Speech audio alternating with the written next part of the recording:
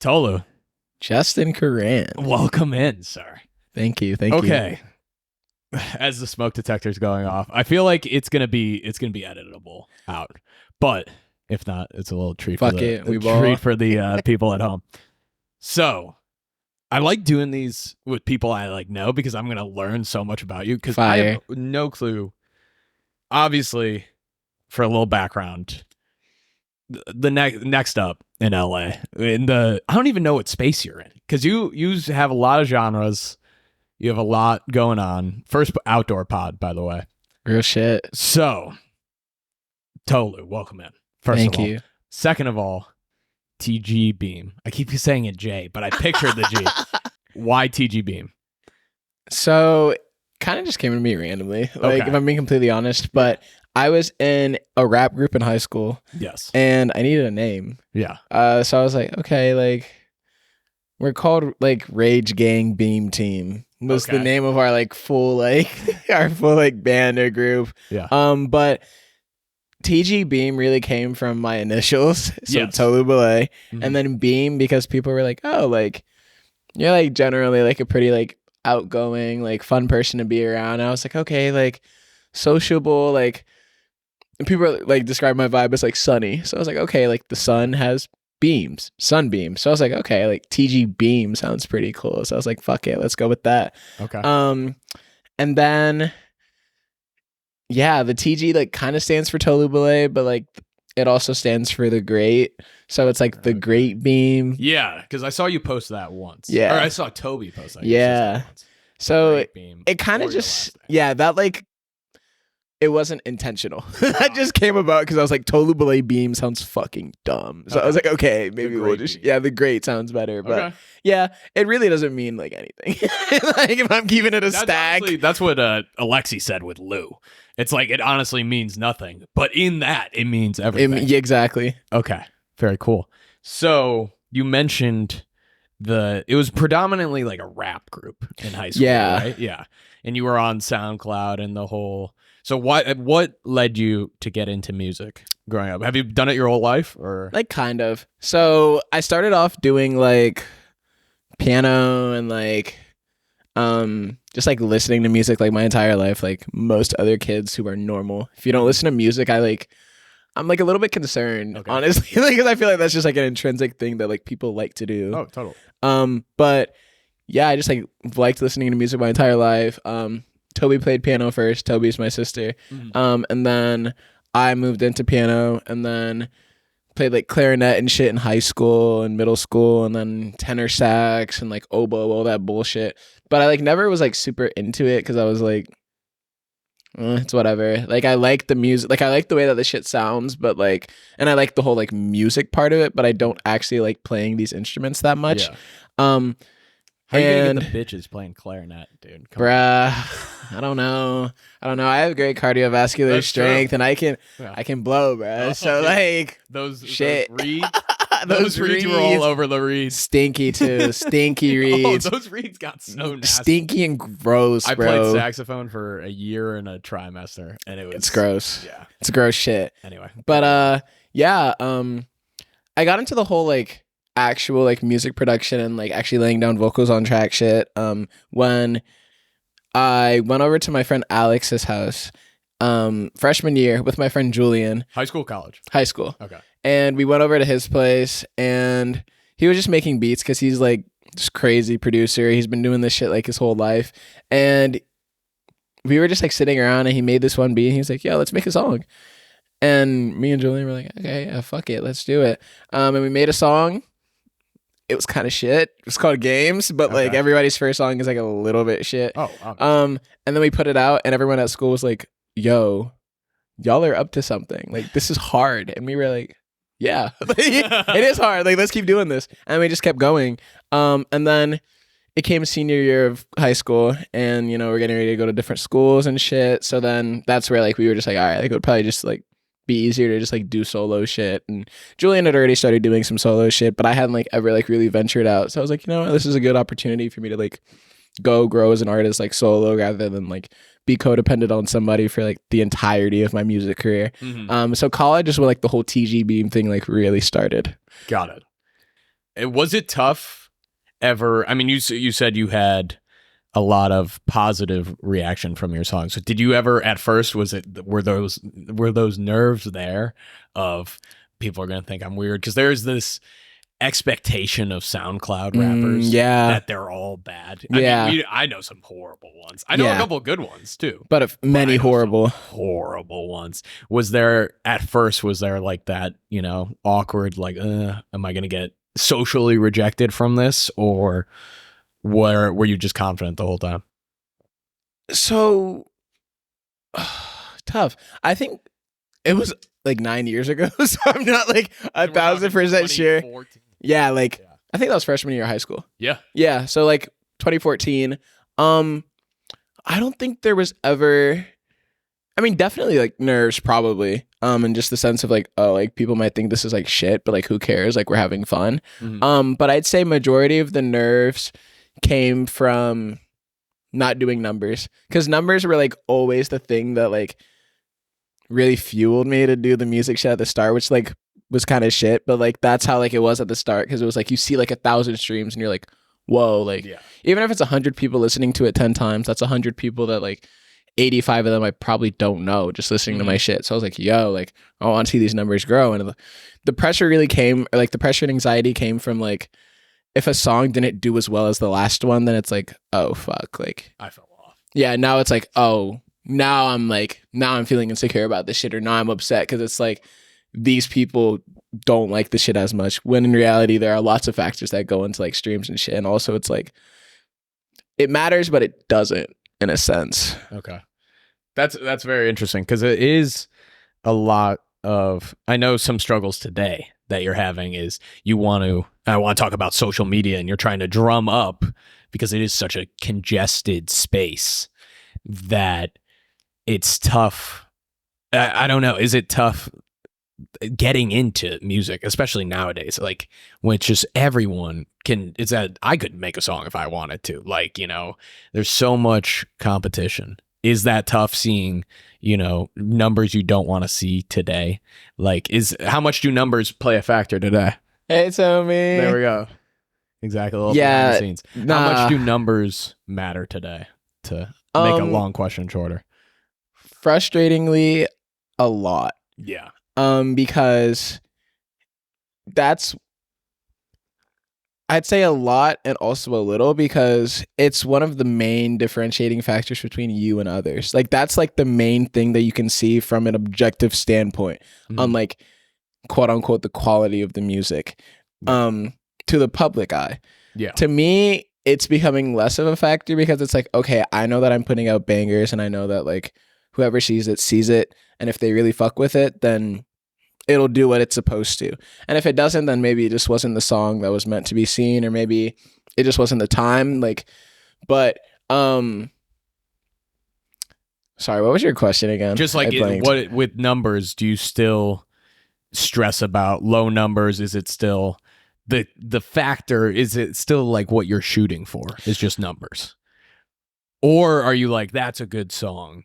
I mean, you can say, like, everyone's like, oh, I don't care about the numbers. Oh, no, I definitely do. I fucking care about my numbers. Hella. Are you kidding me? Yeah, as you should, because it's just like, at the end of the day, if you are an aspiring creative, being seen matters. Yeah. Like, it's just direct fuel for your shit. Mm-hmm. But I'd say I'm starting to kind of grow out of the mentality that, like, numbers are the only thing that matters, because they're not. Like, Rex Orange County had, like, I don't know, I saw this on like Instagram, maybe like 200 streams or some shit when Tyler the Creator found him and then put him on his album. So it's like, okay, like people are seeing your shit. Mm-hmm. So it's like, just put your best foot forward, and like if it does well, it does well. If it doesn't, it doesn't. But like you just got to keep going. So it's still definitely a huge factor, but it's less than it was a way long ago, because also I'm like enjoying the stuff that I make now, and I'm like, I know that this is good, and a number can't tell me otherwise. Because art purely is like a subjective act, and it really is just like us connecting with the world and putting out whatever's brought, like whatever we like take in from the world, we're putting out. Like we're putting ourselves out there, and that can't really be measured. But social media and like Spotify have made it and TikTok has made it so easy for this shit to be measured. Like somebody's worth is directly correlated to how many streams they get or how many like TikTok views they get. And that's like not really what art is. So I've kind of fallen out of that whole like metric system of like, oh, the streams are the only thing that matters, because it's not. Like, as long as you're making shit that you enjoy and getting better every single time, then like that's what really matters. And that's the mentality that I've really taken on my like latest set of songs that I've been working on, which is why I haven't like put shit out in a while, because I'm just like really trying to make sure that when I put shit out, I'm like satisfied with it. And like I've done everything I could to get the numbers up, but if they don't do like insane numbers, and it's like, fuck it, like I know it's a banger, and like I know that people who hear this will be like, oh cool, like he's doing his shit. And if they don't, fuck it, I know somebody will. So it's like, gotta just keep going. Beautiful. Yeah, I talked to Alexi about the same thing, how he's kind of like, hey, I have so many songs in the chamber, but I'm trying to get my TikTok numbers up in order to post my song. And 5 years ago, that's such a foreign concept. What do you think about that? Because you've been getting more active on social media. Are you doing it through the joy of, as a motorcycle goes by, as a joy of, yeah, I like doing social media? Or is it like, hey, I'm doing this, but really, like, listen to my fucking song, bitch? Like, it's the latter. I fucking hate social media. I hate posting with like an actual like fervor. Like I don't like filming TikToks because it's just not enjoyable to me. It's like, I am a musician, not a content creator. But I have to kind of accept that if I want music to be like my job rather than like what I'm currently doing, then it's like, okay, you kind of have to play the game. And TikTok is the game right now. So it's like, until something else comes or until an opportunity comes up where I don't have to use TikTok, I kind of have to play by the game and just do what I like have to do. So let's say Bitchiest just gets 1 million streams tomorrow. You're done. You're deleting your TikTok, like, or someone would take care over it for you. The latter, yeah. Like I would provide them with content share. Like I actually don't mind like filming this stuff as much, but it's just the fact that I am an artist first, doing the content creation as a means of getting more eyes on the music, rather than back then, or like not back then, but even like a few years ago, if you were an excellent musician or just a musician of any sort with any sort of backing, then like you don't have to worry about being a social media manager because that shit's covered for you. But now it's like the artist inherently has to take on multiple roles, because you're not only an artist. If you don't have any like label backing or you don't have a team around you, you are your team. So you have to like pay attention to bookings. You have to like reach out to all these people to be like, hey, like, here's this song that you might be interested in, like blah, blah, blah. You have to do the TikTok promotion. You have to be your own social media manager because you don't have a team around you. Like you're responsible for doing that shit. So it's like, the role of the artist has just gotten a lot more muddy in the day and age of social media. But it's just like, if you want to like really go in this shit, you kind of have to play by the rules. Or if you're going to play against the rules or like go against the grain, then like make sure you're doing it well. Is that even an option though? I feel like you're just making your life infinitely harder. Infinitely harder if you don't have a plan.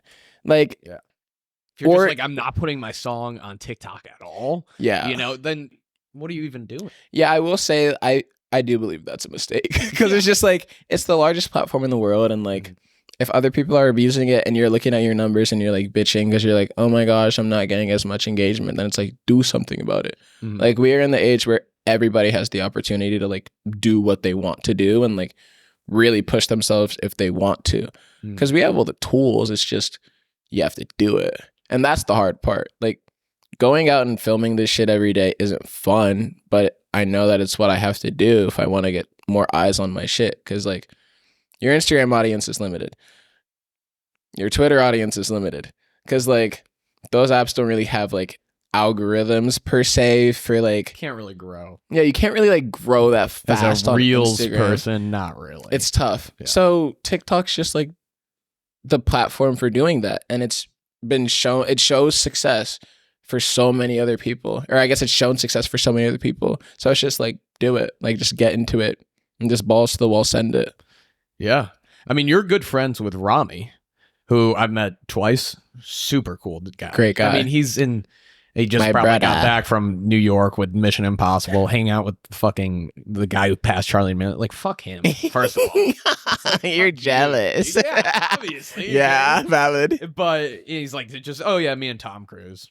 So casual. Cash. But yeah, I mean, how much longer, wrapping up social media, like how much longer do you want to, like, what do you want from this grind? How much more do you need in order to release the song? Is it like, after posting 10 TikToks about, Bitchiest, am I going to drop it? Or it's like, I need one to go viral? Or how do you measure, okay, that's enough, now I'll drop the song?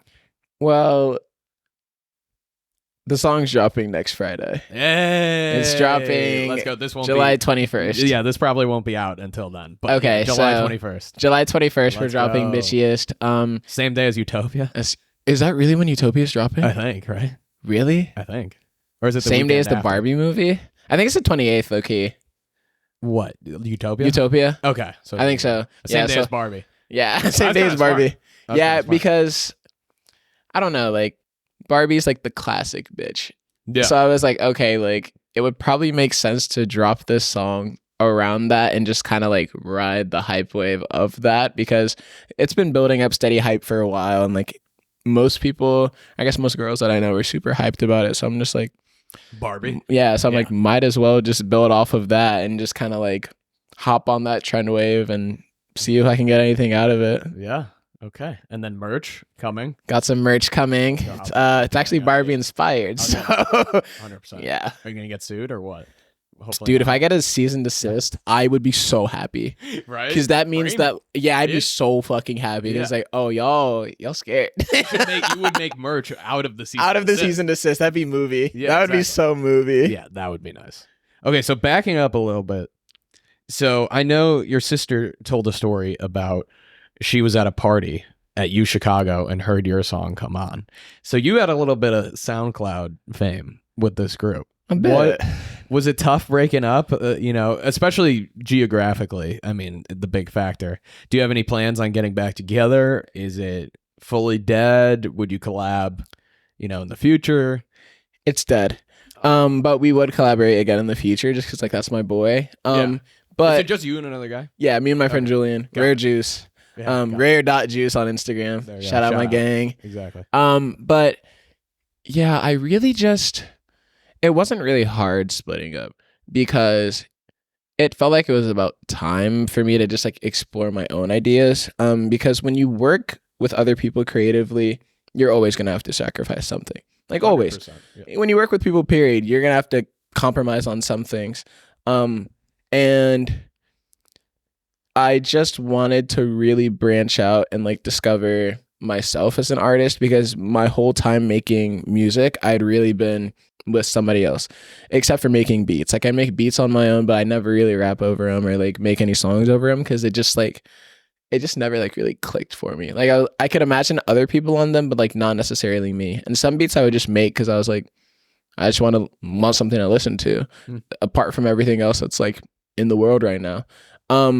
So splitting up wasn't really difficult, just because I was ready to just explore my own ideas solo dolo, and just the only person I'd be compromising with would be myself on like how much sleep I would get if I record until like 4 a.m. So it's like, that's the only compromise I'd be making. Yeah. But so you enjoy being on the solo venture. Are there trade-offs a little bit, or it's mostly benefits? Mostly benefits. Yeah. It's just art is inherently both a collaborative and a solo act, in the sense that everybody's opinion both matters and doesn't matter. But when you're working directly with somebody else, then not only do you have to worry about what they think or what everybody else is going to think about it in the event that you like actually do care, which you kind of do if you're a musician, but you also have to worry about what the other person's thinking. And that's just like, I don't know, I'm kind of dumbing it down a little bit, but it's just I just needed time for myself to like really figure out like what kind of shit I wanted to make. And I think it was definitely the correct move because I don't think I would be making songs like Bitchiest if I was still in a rap group. Because like others would probably hear the beat and be like, yeah, it's cool. But like when I heard that shit, I was like, yeah. Like I feel like I'm finally getting into the phase with my music that I'm making shit that I haven't really heard. Agreed. That I'm also very satisfied with because it feels like me. But like when I was making music in Rage Gang Beam Team, there were some songs where it's like I would strictly just be writing to get the song done rather than like I would be writing because it felt true to me and like I was excited to really put it out. It's just like, oh, like we have to get this song done because we started it type shit. Got it. Okay. Very cool. Yeah, this is a great transition because you even have made posts about it. What genre would you really align yourself with? Because I've heard you say pop punk in the past, or I've heard kind of. Yeah, definitely Oliver. Yeah, I would not describe it as pop punk. Yeah. Well, what do you? I feel like two songs can sound completely different. Very different. So, who are your influences, and why is it Playboi Carti? And then why Geeked is what are you going for genre wise, or are you paving your own lane? Yeah, so influences.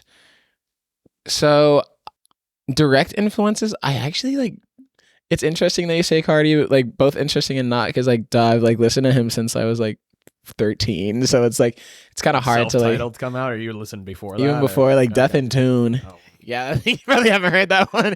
That's like old SoundCloud. Got it. Yeah. But yeah, I when he was it's Sir tough. Carter or whatever. Yeah, Sir Cartier. Yeah. I don't really draw inspiration from many artists. I just listen to beats and then make what comes to mind. So I'd say it's more so paving my own wave, but back in the day, definitely a lot of like Opium influence. Like when I heard, what song was it? When I heard R.I.P. by Carti, I was like, fuck, dude, I want to make a song like this.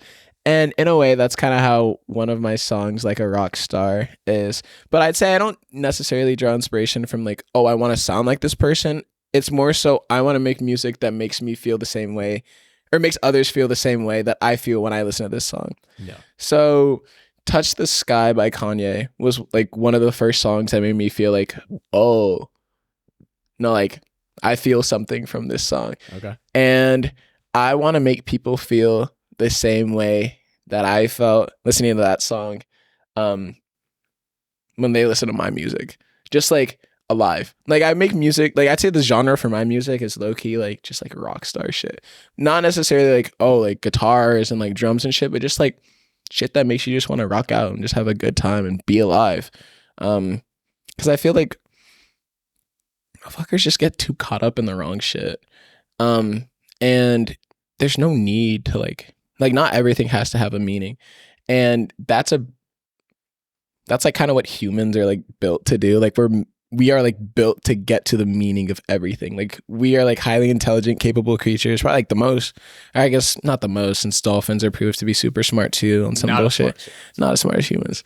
They don't have fucking hands. Yeah, they can't do this shit. Show me a dolphin town. That ass. Exactly. But yeah, humans are just meant to like get to the bottom of things. But like in my music, it's kind of just like there doesn't have to be a meaning behind everything. Like it's just like have fun. If you like the way that the shit sounds, you like the way that the shit sounds.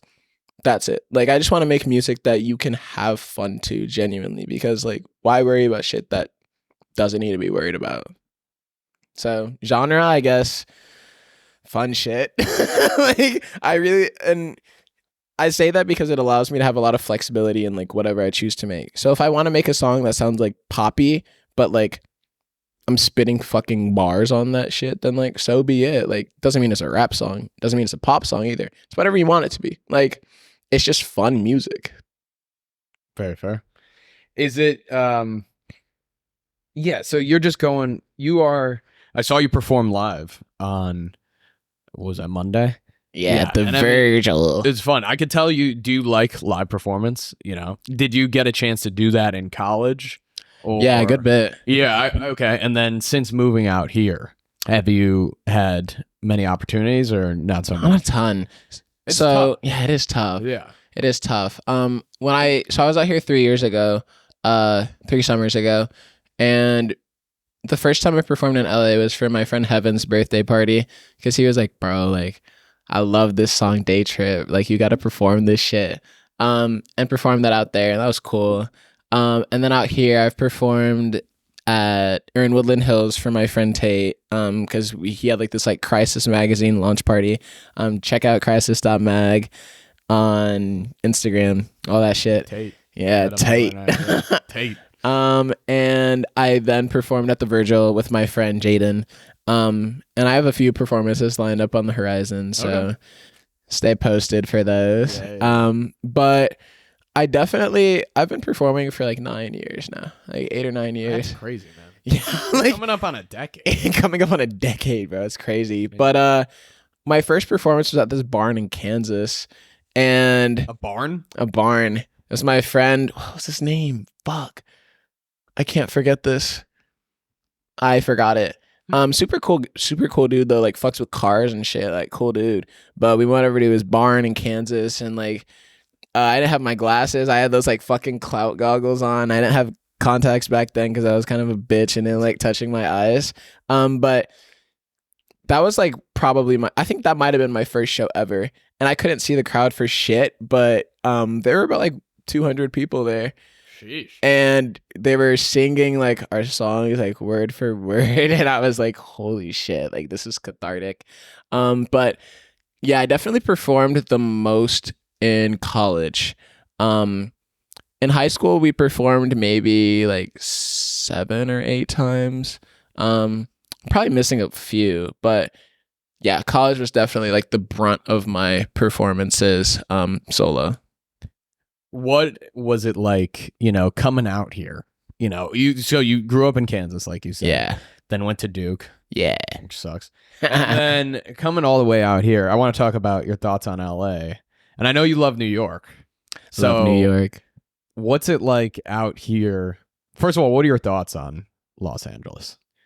I think the devil lives in Los Angeles, if I'm keeping it a stack. 100%. I think that this place is like, it's not what anybody expects. And if you did expect LA to be like this and you moved here, then I question your sanity for sure.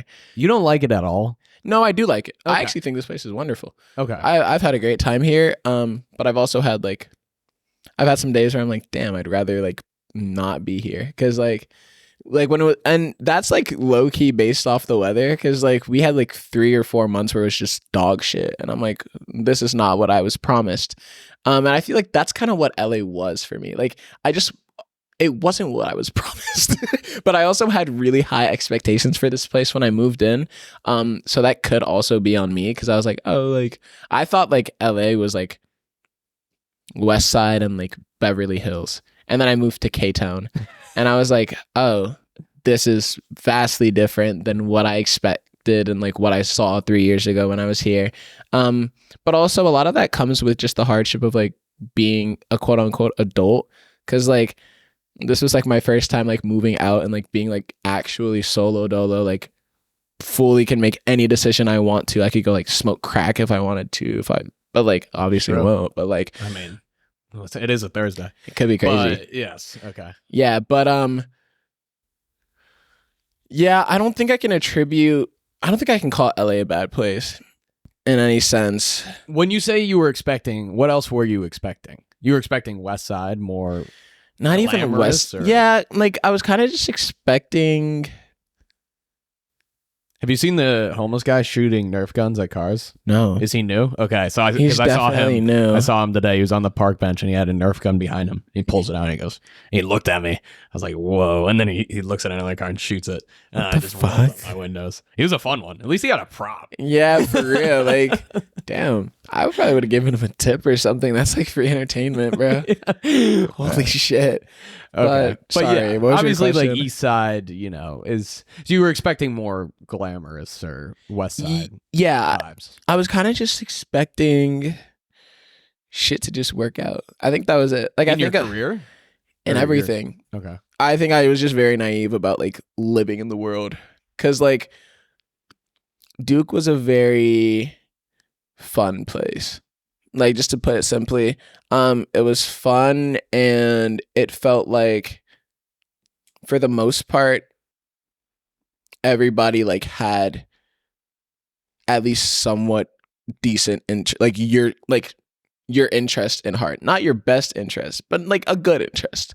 But then coming into like the world, I kind of just realized like nobody but you has your best interest in mind when you're like really like out in a big city. And that was kind of like a tough pill for me to swallow, and I like didn't really like understand it, but I've definitely come to grips with like the fact that it's like kind of you against the world when it like push comes to shove, and like you do have to look out for yourself first.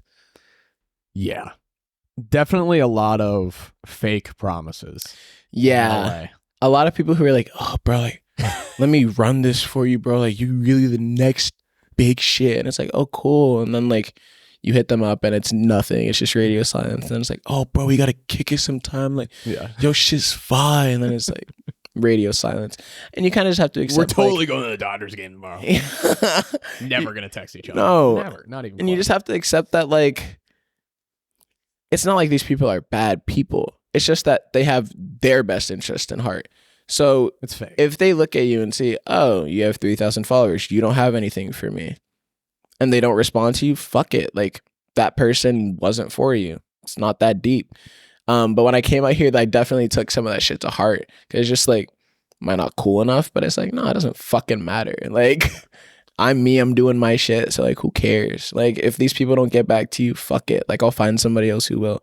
And if nobody gets back to me, gives a fuck. I got me and my friends. So like, I'm lit. Hell yeah. So do you have representation or anything? Or my sister? Oh, that's right. Tgbeam, my manager. Manager. Yeah. Exactly. But do you get agents are there artist management agents? Like, yeah, like UTA does shit like that. Okay. And like Gersh, like all those like agencies. Yeah. I'm pretty sure Gersh. I could be spewing bullshit, but yeah, all those people. Is that something you want? Do you want to go traditional music industry route, which I don't really even know too much, so I don't want to speak too much about it because I know nothing. But it's, at least for like an actor, it's like, oh, you know, you join SAG, or just straight. It's like you go join SAG. Oh, I got an agent. You know, I kissed a few penises, and then I'm gonna make my way up. Is it the same for music? I feel like it's different. Yeah, I'm not really sure. As far as your first question was like what I want, like that traditional. What do you want from this industry is basically the main question. I want to be able to just support myself via my music. So any avenue that allows me to do that, I'm fucking down for it. As long as I don't get used and abused, then I'm like, fuck it. Mm. Or if I am getting used, I just have to make sure I'm not getting abused. Okay. But as far as like how to like really climb in this industry, if I knew, I would be doing it. But I really just, my approach to this shit is just keep making the shit that I'm making, like keep getting better with each release, and then keep making friends. And that's really it. Because I believe that out here, the reason why it seems so fake is because people don't understand that, or people have very different meanings of networking. And I say that because I see people at clubs, it's like the LA Classic. They're like, yo, like, you're chatting with them for a bit. They're like kind of like looking around for the next person to talk to. And then, yo, bro, what's your IG? And it's like, that's just like the classic shit out here. Like you see that like very frequently. And like, that's not how you leave an impression on somebody. And like, also like, I'm very big on like working with people that I like, or working with people that like I truly understand. And I can't get that from like one or two interactions. Like I can't meet you out of the club and then you don't listen to my music, but like you fuck with my vibe and you think we're gonna make like the best banger ever, or you think that we're gonna make like the best video ever. It's like, you don't know me, bro. Like don't pull that shit. Like we don't know each other. And my approach to like quote unquote networking is just making friends, because I just like meeting people. So Yeah, that was kind of a long-winded answer. No, totally. Yeah, I think a lot of it is the mentality of, I mean, I don't really go about it this way, but there are a lot of people who do of like, let me get your Instagram, dude. Let me get your number, dude. I know like James Franco, like I'm gonna hit you up. Yeah. Like, you'll be a PA on one of his shows. Like I'm like, James Franco. Okay, bro. Name, C-list actor in it. Like, dude, he's my boy. Like, I know this guy who sells him Coke. Like, it's like, all right, dude. Like, dude, come on. So you did mention New York. Yeah. I fucking hate New York. Yeah. But I've been once pre-COVID as an adult and then once after. The time after kind of sucked. I've heard that from a lot of people. You've been out there more recently, have you not? Yeah, so the first time I went out to New York to New York as an adult or semi-functioning like human was when I was, I think, December of senior year. I went and visited a friend who stayed in the Upper West Side, and I was like, holy shit, I love New York. But like that could also have been because I was like comfy. So I was like, okay, maybe the city isn't all it's like cut out to be. Like it's just like I was staying with like some friends who like were well off. And then I went and stayed with some of my friends who just graduated school. Their apartment had dead rats in the walls. Like, it stank downstairs. One day, like after they threw a party, like a ceiling fan, or not a ceiling fan, you know those like big ass like fans that are like outside of houses. It fell onto their their like outside balcony area, and they had a party like an hour before. So I was like, oh, you guys could have literally died. Exactly. And I fucking loved it. I had so much fun. Like we were just like out in the street every day, like on general bullshit. And I was like, okay, no, I do like this place. Like I've seen both extremes, and I'm like, no, this place is lit. So you can live in that grime. Do you plan on moving to New York? Yeah, for sure. Is it tough as a musician? Because a lot of just entertainment is out here. A lot of entertainment is out here, but like, I think one thing that I really appreciate about New York is, even though everyone's like, oh my god, everyone's so mean out there, it's so cold, it's so blah blah blah, there's like a general sense of camaraderie out there. Like you'll be walking in the street and like somebody will like trip over some shit and everyone's like, damn, look at that bozo, but like they'll pick him up because it's just like we're all outside in this shithole together. And I found that kind of endearing. Like I was like, okay, like that's just like an extra perk on top of the city that I'm like, I do enjoy this place. And on top of that, I'd say the main thing that really gets me about New York is walkability. Like I can get anywhere I need to by taking a train and walking. And I can't do that here. And I love to walk because like walking is where I generate like majority of my ideas. But when I drive, I have to have like some active focus on like what's going on, because obviously I'm not going to like kill the wife and kids that are just like walking on this street. True. Fuck them kids. Yeah. And the guy shooting the nerf. Nah, he can stay. He valid. But yeah, definitely going to spend some time in New York. I also want to move to Tokyo and London. Whoa. I want to spend time there. I haven't been to Tokyo yet. But what, are you talking to Charizard too much or what? No, I'm actually a fucking weeb. Like I watched so much anime between the ages of like 14 and like 19. So yeah, I just fuck with the culture, bro. Like they just got a different swag over there. Like in terms of clothing at the minimum. And like I'd say the scene there is very, very youth oriented from what I've seen. So I'm like, okay, like I do want to check that place out. So I'm going in October for a bit just to like peep it, like see if I fuck with it, because I got a friend who stays out there. But yeah, and as far as London, like I just love London. It's like been? Yeah, it's like New York, but like more expensive. More expensive for sure. But just like it's cleaner. It's cleaner. It's cleaner than New York, and I just love the vibe. Like I just love London, dude. It's cool. How are you going to do that away from family? Because, I mean, your sister, not to blow up your spot, but your sister lives 2 floors north. Or just one. One. Yeah, just 1 floor. Is it going to be tough living away from family? Especially Tokyo? You are far from fucking everyone you know. Yeah, I mean, Toby lived in Germany for like 2 years. That's right. And I don't think it'll be an issue because like our family's pretty connected and we talk like pretty frequently. So like I don't really see it being an issue. When would you do that? Um, Probably within the next couple of years. Huh. Yeah.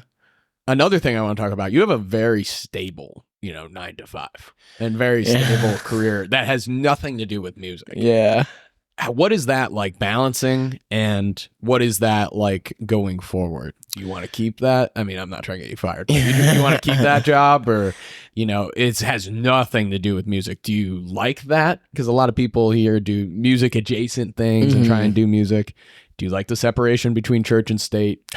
And then, yeah, what are your just thoughts on balancing two very different worlds? So as far as balance, it's actually not too crazy because I'm able to work like 9 to 5, and then like from like 5 to 7, it's just like general like maintenance of my body. So like working out, cooking, eating, showering, all that bullshit. And then from like 7 to like 1 or like midnight, it's like music related stuff. So whether that's like going out and making friends or like working on music or working on merch or like ideas in general, like I feel like I have a pretty solid like 6 or 7 hours after work to just like dedicate to my craft, which is pretty cool. But it's definitely not optimal. Because I do find myself like getting exhausted because it's just like I am doing like 2 jobs, one which is lucrative and one which is lucrative for my mind and like body, and like it feels good to do, and one that's like lucrative for my pockets.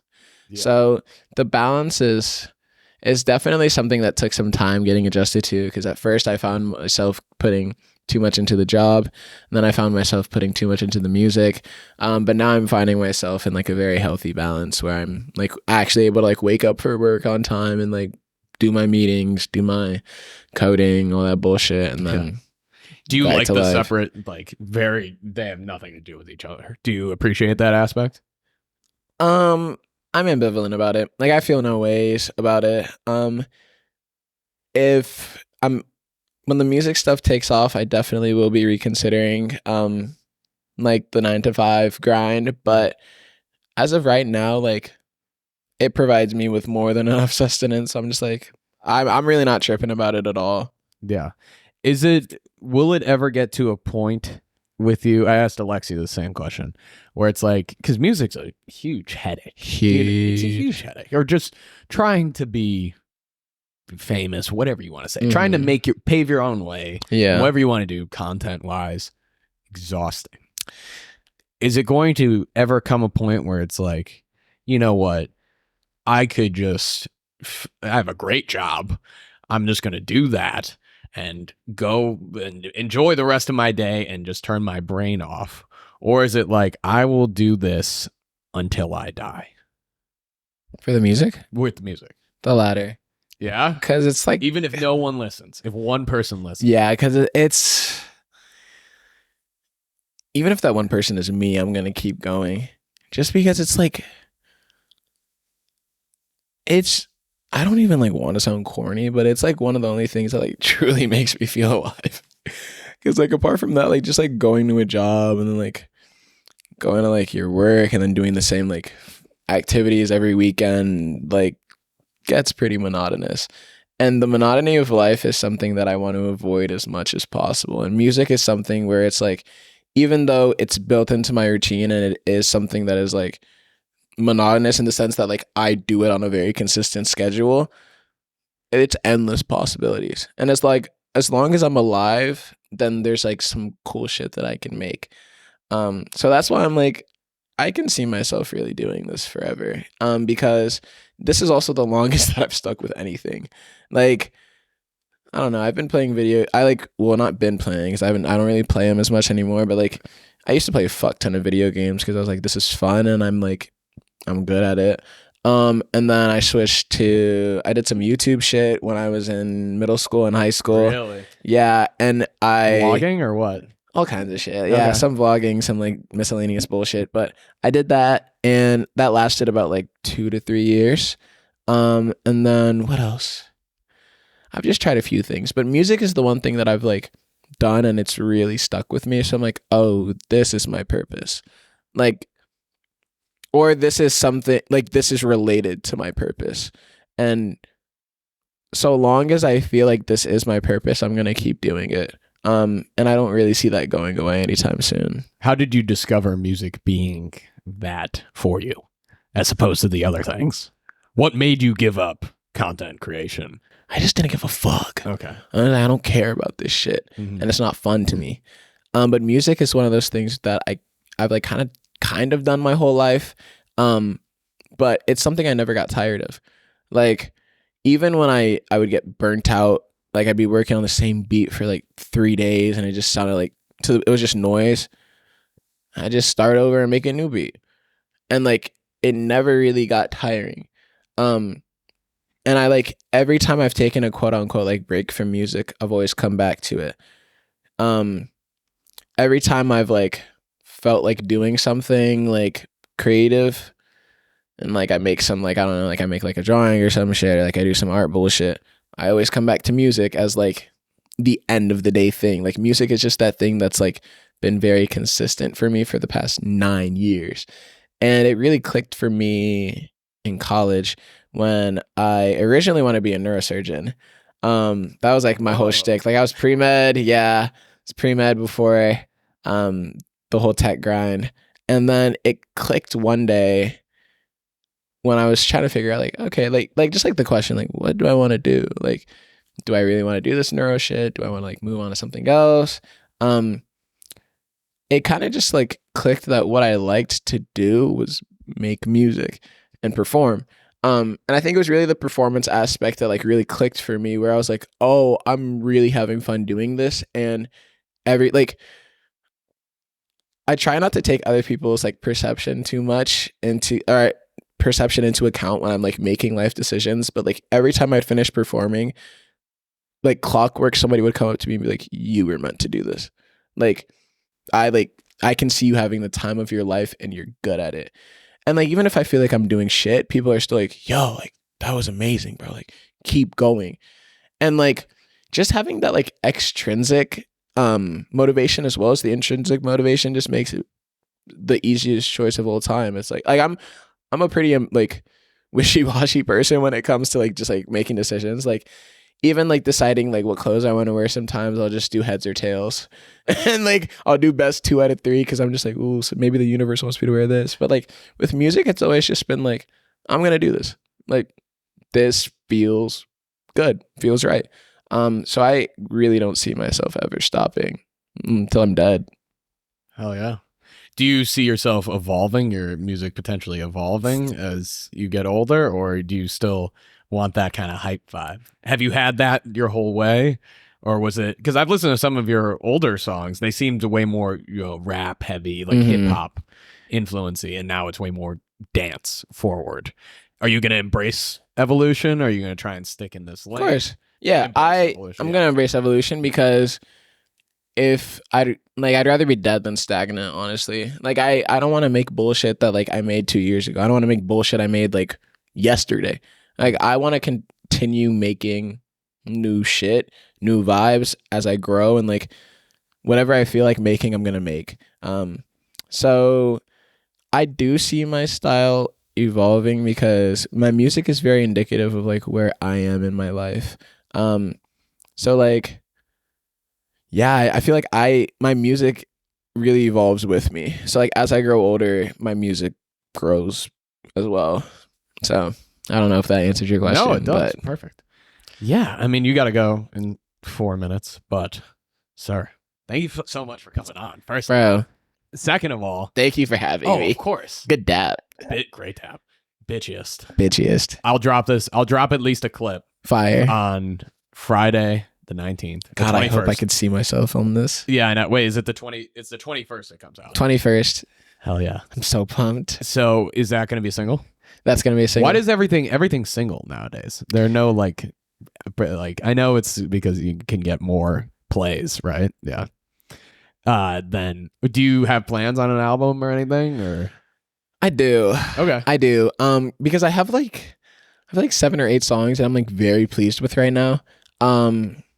But it's really just like a time is right thing. Like it's when I like really like feel like I've compiled a body of work that is coherent and like follows some sort of general theme, that's when I'll drop it. Because I've dropped an album before called Quarter Life Crisis, and that was cool, but it was like an EP or an album sized EP in the sense that none of the songs were really connected to each other, but it was just like, oh, I have 9 songs, let's make an album.